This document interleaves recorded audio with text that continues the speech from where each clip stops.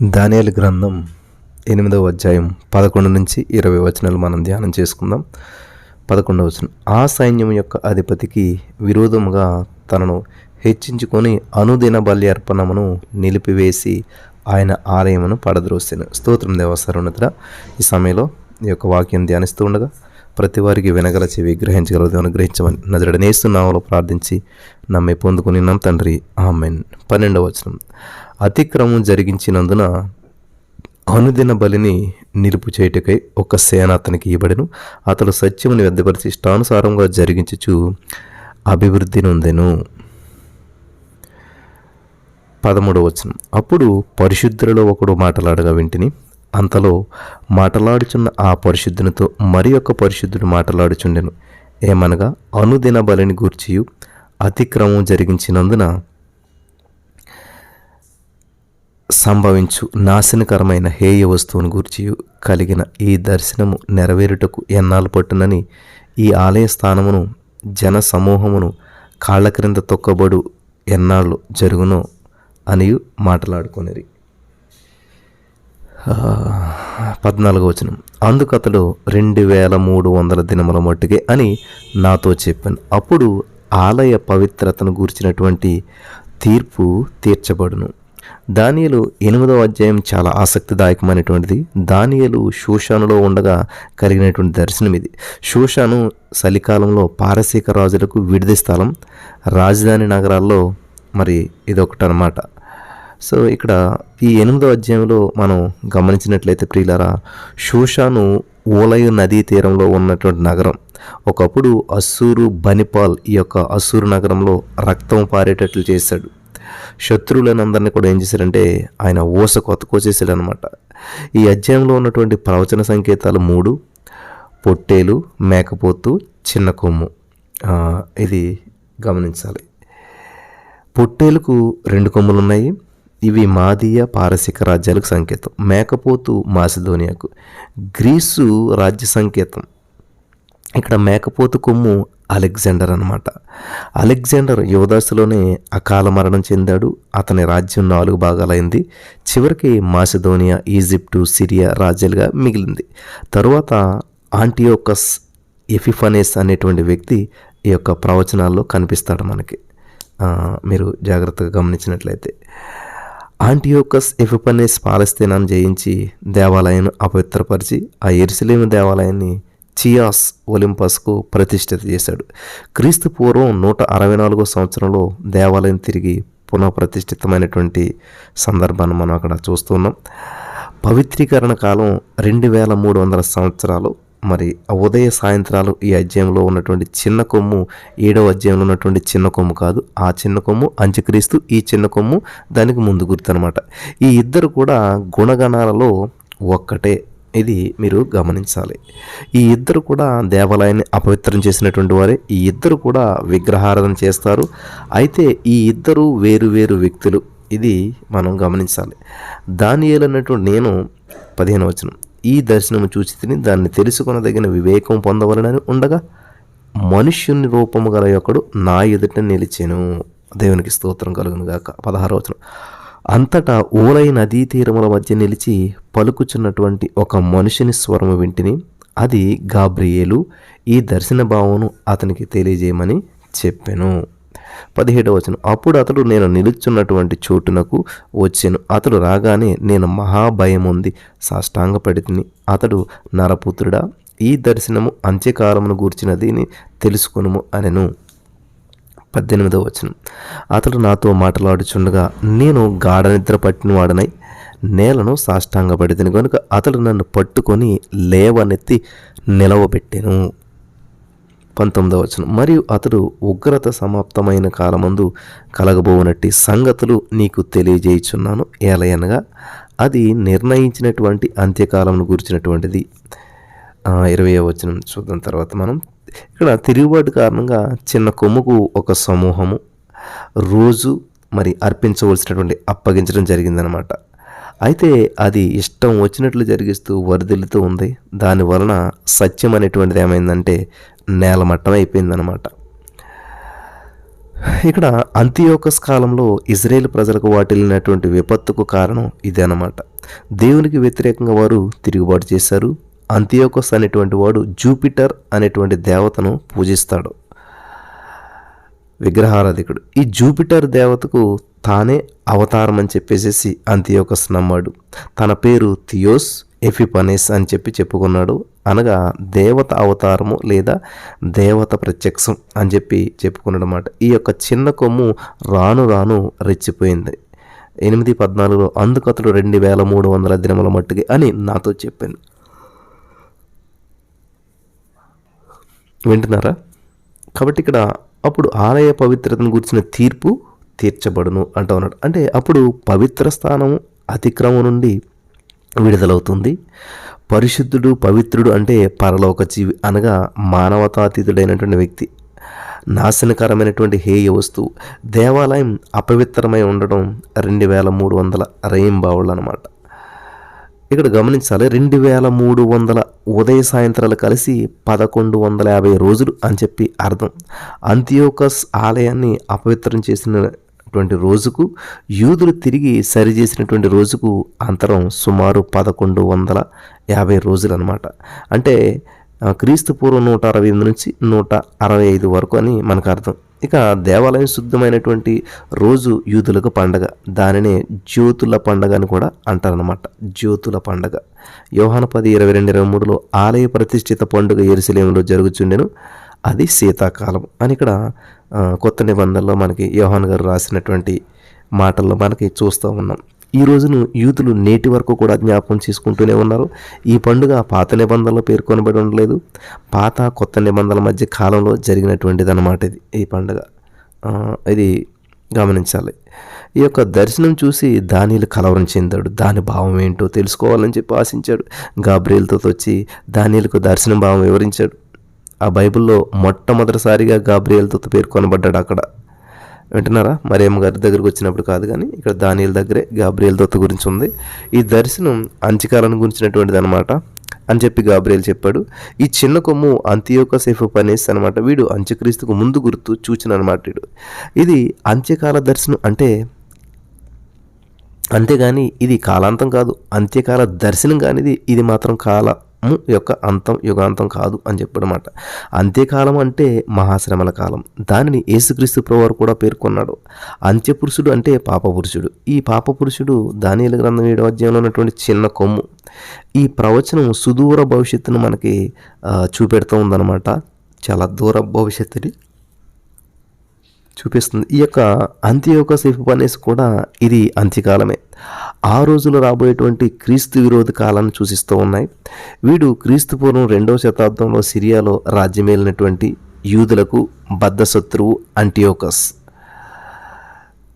ఇక్కడ దానియేలు 8:19 మరియు అతడు ఉగ్రత సమాప్తమైన కాలమందు కలగబోనట్టి సంగతులు నీకు తెలియజేయుచున్నాను, ఎలాగనగా అది నిర్ణయించినటువంటి అంత్యకాలమునటువంటి గూర్చినది.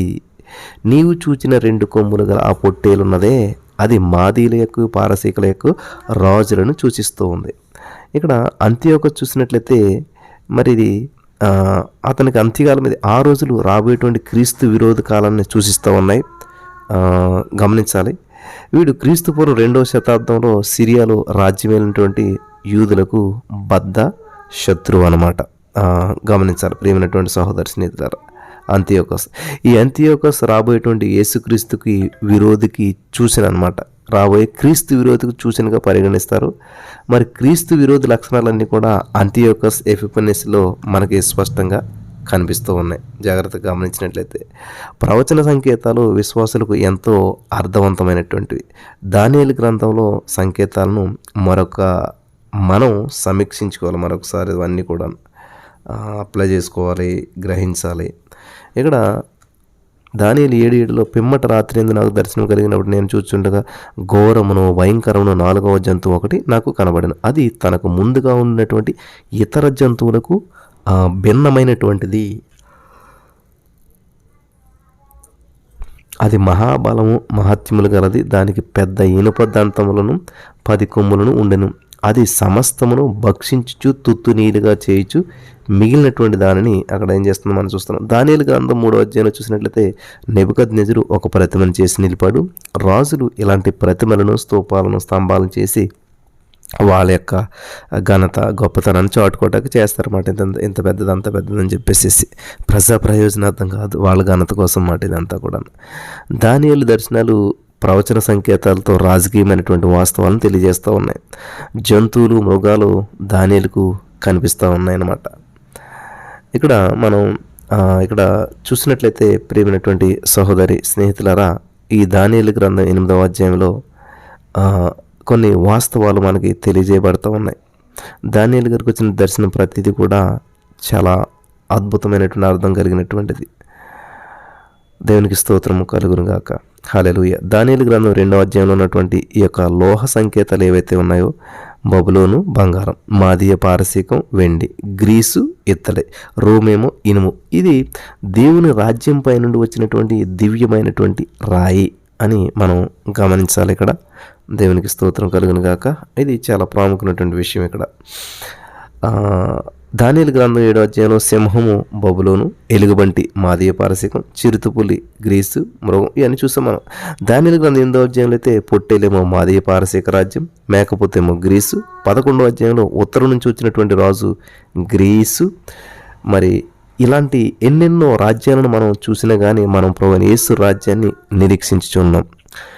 ఈ యొక్క సత్యాన్ని గ్రహించాలి మనం అంతా కూడాను. దేవునికి స్తోత్రం కలుగును గాక. దానియేలు గ్రంథం 2వ అధ్యాయంలో ఉన్నటువంటి ఆ లోహపు మరి ఆనవాలు గమనించాలి. మానవుడు లోహాలను బట్టి, ఖనిజాలను బట్టి తమ యొక్క ఘనతను అంచనా వేసుకుంటారు. కానీ దేవుడు మానవ రాజ్యాలను మాత్రం జంతువులుగా, మృగాలుగా అంచనా వేస్తుంటుంటాడు. అందుకనే దేవుడు మీ యొక్క ఆ నీతి క్రియలు మురుగుగూడలతో సమానం అని చెప్పి అక్కడ రాయబడినటువంటి విషయాన్ని మనం చూస్తూ ఉంటుంటాం. హల్లెలూయా. దేవునికి స్తోత్రం కలుగును గాక. ఇక్కడ దానియేలు గ్రంథంలో ఈ మానవ చరిత్ర అంతా కూడా చివరికి లోకం అంతటా కూడా ఒకే రాజ్యం ఏర్పడేటట్లు చేస్తాడు అంత్యక్రీస్తు. వీడు సైతానీయమైనటువంటి ప్రపంచ విజేత. వీడు దేవుని దూషిస్తాడు. అయితే దేవుని కుమారుడైన యేసుక్రీస్తు వచ్చి తన శాశ్వతమైనటువంటి రాజ్యం స్థాపిస్తాడు. ఇది సత్యం. దేవునికి మహిమ కలుగును గాక. శాశ్వత రాజ్యం యేసే రాజ్యం. 8వ అధ్యాయంలో ఉన్నటువంటి చిన్న కొమ్ము అంత్యక్రీస్తుకు చూచిన దేవుని దర్శనాలను చూసినప్పుడు దానియేలు ఎంతో బలహీనపడ్డాడు, సాష్టాంగపడ్డాడు. ఇవి ఆయన చెప్తున్నటువంటి మాటలే. ఎంతో బలహీనపడ్డాడు, సాష్టాంగపడ్డాడు. దేవుని ప్రత్యక్షం పొందినటువంటి వారు ఎంతో బాధ్యత వహించవలసి ఉంటుంది. దేవునికి ఎంతో విధేయులైనటువంటి వారికి మాత్రమే దేవుని ప్రత్యక్షం లభిస్తుంది. చరిత్ర పరిణామం విచిత్రమైనటువంటిది. లోకరాజ్యాలు రాను రాను కూడా బలహీనమవుతూ వస్తూ ఉన్నాయి, బలహీనమవుతూ ఉంటుంటాయి. బంగారం, వెండి, ఇత్తడి, ఇనుము, మట్టి, ఇక్కడ మానవుని శక్తిలో పురోగతి కాదు, తిరోగమనమే మనకు కనిపిస్తుంది. యేసు రాజ్యం వచ్చే వరకు కూడా ఈ యొక్క మానవ రాజ్యాలన్నీ కూడా ఒకదానికొకటి తీసికట్టే అని మనం గమనించాలి. దానియేలు గొప్ప దైవజనుడు, పరాయి రాజ్యంలో అత్యున్నతమైనటువంటి పదవిని అలంకరించినటువంటి వాడు, తన దేవుని మహిమపరిచినటువంటి వాడు దానియేలు. దేవుని చిత్తమే లోకరాజ్యాల పట్ల, జాతుల పట్ల నెరవేరుతుందని చెప్పి ఈ యొక్క ప్రవచనాలన్నీ కూడా మనకి స్పష్టంగా నేర్పుతూ ఉన్నటువంటి సత్యం అదనమాట. దానియేలు గారి యొక్క కళలు, దర్శనాలు ఈ లోక చరిత్ర గతిని ప్రవచిస్తూ ఉన్నాయి. వాగ్దానం చేయబడినటువంటి దేవుని రాజ్య స్థాపన నిరీక్షణకు ఈ యొక్క గ్రంథం మనకు ఎంతో ప్రోత్సాహకరంగా ఉంటుంది. దానియేలు గ్రంథం 1 నుంచి 6 అధ్యాయాల వరకు చూసినట్లయితే చరిత్ర, దానియేలు యథార్థ ప్రవర్తన ఈ యొక్క 2 అధ్యాయాల్లో మనకి 1-6 అధ్యాయాలు మనకి సూచిస్తూ ఉంది. 2 నుంచి 5 అధ్యాయాల వరకు కూడా మరి దానియేలు రాజదర్శనాలకు భావం అధ్యాయం తెలియజేస్తుంది మనకు. దానియేలు గ్రంథం 7వ అధ్యాయం నుంచి 12వ అధ్యాయం వరకు మనం చూసినట్లయితే దానియేలుకి వచ్చినటువంటి దర్శనాలు ఉన్నాయి. ఈ దర్శనాల యొక్క భావాన్ని అతడు పంచుకున్నాడు. బబులోను వచ్చి యెరూషలేమును వశం చేసుకోవడంతో అన్యుల కాలంలో మొదలవుతూ ఉంటుంది. యేసుక్రీస్తు ప్రభువు వచ్చి తన రాజ్యం స్థాపించేంత వరకు కూడా ఈ యొక్క అన్యుల కాలంలో అనేటువంటి కొనసాగుతుంటుంది. మానవ చరిత్ర అంతా కూడా దేవుని చేతిలో ఉంది. దేవుని సంకల్పమే చరిత్రలో నెరవేరుతుంది. దేవుడు మన యొక్క జీవితంలో తన చిత్తమే నెరవేరాలని చెప్పి కోరుకుంటున్నాడు, ఆశిస్తూ ఉన్నాడు. అది మనం కూడా దేవుని చిత్తానికి లోబడాలి. దానియేలు మరి నేటి యువతకు గొప్ప మాదిరి. దానియేలు వలె దేవుని నమ్మకంగా మనం సేవించాలి. దానియేలు యథార్థత ఎంతో ప్రశంసనీయమైనటువంటిది. దేవునికి భయపడేవారు మరెవరికి కూడా భయపడనక్కర్లేదు. దేవునికి భయపడేవారు దేనికి భయపడరు, ఏ సమస్యకి కూడా. ఇక్కడ 19వ వచనంలో అతడు ఉగ్రత సమాప్తమైన కాలము కలగబోనట్టి సంగతులు నీకు తెలియజేయుచున్నాను, ఏలైనగా అది నిర్ణయించినటువంటి అంత్యకాలం గుర్చినటువంటిది అని చెప్పి ఇక్కడ దేవుడు చెప్తున్నాడు. ఆమోసు గ్రంథం 5వ అధ్యాయం 18వ వచనం చూసినట్లయితే, యెహోవా దినము రావాలని ఆశ పెట్టుకుని ఉన్నటువంటి వారులారా మీకు శ్రమ, యెహోవా దినం వచ్చుట వలన మీకు ప్రయోజనమేమి, అది వెలుగు కాదు అంధకారము అంటా ఉన్నాడు ఇక్కడ. ఎందుకని అంధకారం అంటే దేవుని తెలుసుకోలేని వారికి అంధకారం. యెహోవా తీర్పు దినమే ఉగ్రత దినము. లోకం మొత్తానికి కూడా తీర్పు దినం ఒకటే ఉన్నది. యేసుక్రీస్తు ప్రభువు రాకడ దినమే ఆ రోజు. ఆ దినమే మనకు శుభప్రదమైనటువంటి నిరీక్షణ. దేవునికి ఆయన సువార్తకు విధేయులు కాని వారి యొక్క విషయంలో ఎవరైతే విధేయులు కారో వానికి మాత్రం శిక్ష అనేటువంటిది తప్పదన్నమాట. పాత నిబంధనలో చూసినట్లయితే విశ్వాస వీరులకు ఎంతో ఉన్నత స్థానం ఉన్నది. దానియేలు జీవించినటువంటి కాలం మరి కలవరానికి పెట్టింది పేరు అన్నమాట. అతి సంక్లిష్ట పరిస్థితుల్లో దేవుడు దానియేలును కాపాడాడు, అపాయం నుంచి తప్పించాడు. గమనించవలసినటువంటి విషయాలు అన్నమాట ఇవన్నీ కూడా. దానియేలు గారు చెరలో పరాయి దేశంలో ఉన్నటువంటి విశ్వాసి, రాజోద్యోగానికి మంచి శిక్షణ పొందినటువంటి వాడు. బబులోను రాజు యూదా నుండి వచ్చినటువంటి యువకులకు మంచి ప్రోత్సాహం ఇచ్చాడు. బబులోనులో గొప్ప ఉద్యోగాలు లభించేటువంటి సమయం అన్నమాట. సో ఇక్కడ దానియేలు అతని యొక్క ముగ్గురు స్నేహితులు కూడా బబులోను నాగరికతను నేర్చుకున్నారు, కానీ తమ విశ్వాసాన్ని కోల్పోలేదు, దానిని కాపాడుకున్నారు. అందుకే దేవుడు వారిని హెచ్చించాడు. వారు ఉన్నతమైనటువంటి పదవులను చేపట్టగలిగారు. ఆ స్థితికి దేవుడు వారిని హెచ్చించాడు.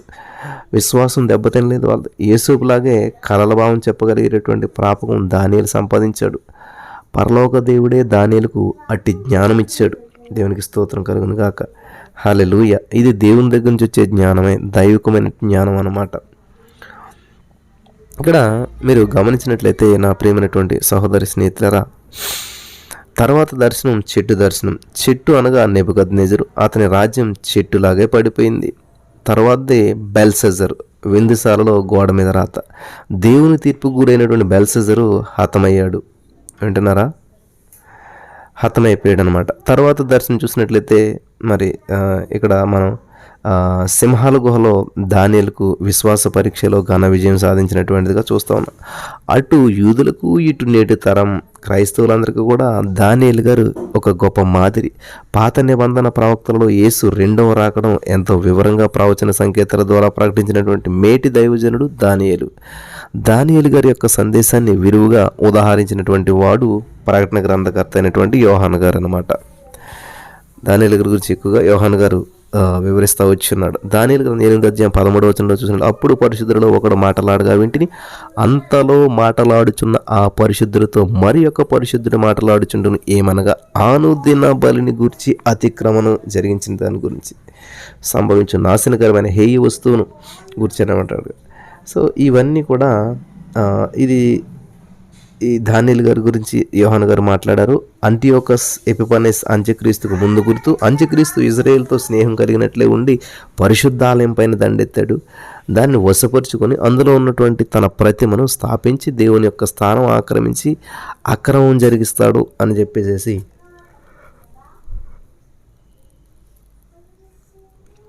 ఇక్కడ మనం చూస్తూ వస్తూ ఉన్నాం. 8:14 అందుకు అతడు 2300 దినముల మట్టుకి అని నాతో చెప్పిన, అప్పుడు ఆలయ పవిత్రతను గురించినటువంటి తీర్పు తీర్చబడును. ఇక్కడ దేవాలయంలో ఉన్నటువంటి బలిపీఠాన్ని అపవిత్రపరిచినటువంటి వాడు అంతియోకస్ ఎపిఫానెస్. ఆ తర్వాత దేవాలయాన్ని శుద్ధి చేసినటువంటి వాడు యూదా మెకాబీస్. ఈ రెండు సంఘటనల మధ్యకాలం 2300 రోజులు రాత్రింబవళ్ళు. గమనించాలి, ఇది 2300. అప్పటి నుంచి కూడా ఆలయంలో ఈ దైవారాధన మొదలైంది. అంత్యకాలం అనగా చెరకాలము, ముగింపు కాలం మొదలుకొని యేసుక్రీస్తు యొక్క రెండవ రాకడ వరకు కూడా మరి కలిగినటువంటి ఈ మధ్యకాలం అన్నమాట.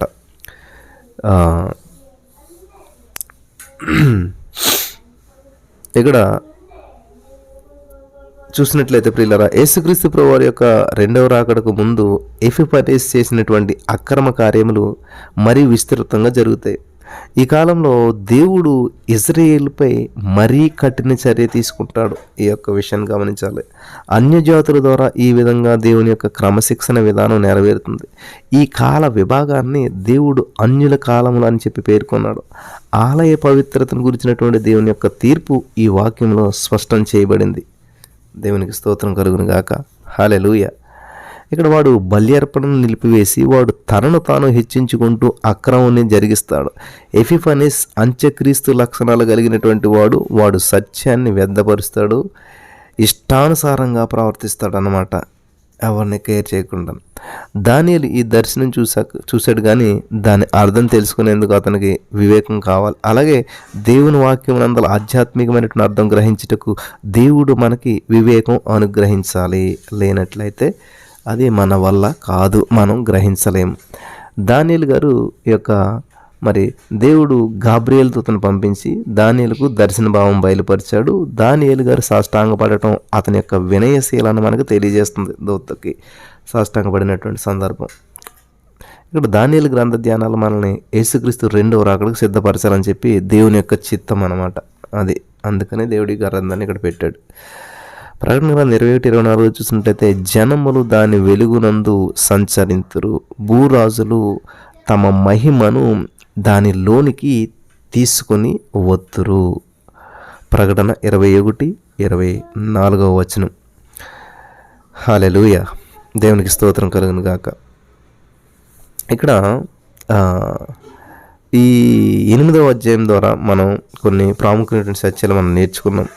ప్రకటన గ్రంథం 21:25 కూడా 21:26 చూసినట్టు, గొర్రె పిల్ల యొక్క జీవగ్రంథం అందు వ్రాయబడిన వారే దానిలో ప్రవేశించరు, కానీ నిషిద్ధమైనది ఏదైనాను అసహ్యమైన దానిని అబద్ధమైన దానిని జరిగించి వాడైనను దానిలోనికి ప్రవేశింపడు అని చెప్పి ఇక్కడ యోహాను గారు చెప్తున్నాడు. 1 కొరింథీ 15:26 ప్రకారం కపట